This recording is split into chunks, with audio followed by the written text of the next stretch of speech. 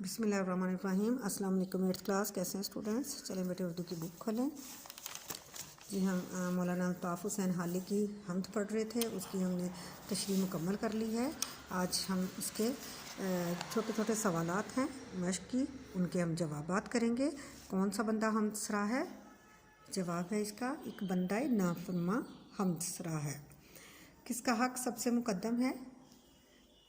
अल्लाह ताला का हक़ अदा करना सबसे मुकद्दम है। महरम और नामहरम में क्या फ़र्क है?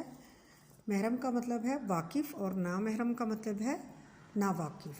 अल्लाह का गधा किस में मगन रहता है? अल्लाह का गधा अपनी कमली में मगन रहता है। वादे सबा घर घर क्या लिए फिरती है? घर घर वादे सबा अल्लाह का पैगाम लिए फिरती है। इस हमद में शायर ने अल्लाह ताला की कौन कौन सी सिफ़ात बयान की हैं? शायर ने इस हमद में बयान किया है। कौन कौन सी सिफ़ात हैं बच्चों? इसमें बयान किया कि अल्लाह ताला हर चीज़ पर कादिर है, उसका हक़ अदा करना सबसे मुकद्दम है, यानी हमारा अव्वलीन फ़र्ज़ है। अल्लाह ताला का पैगाम हर जगह पहुँचता है, पहुँचता रहेगा। ठीक है, आगे है सवाल नंबर 3। मंदरजा मरकबात के मायने लिखने हैं।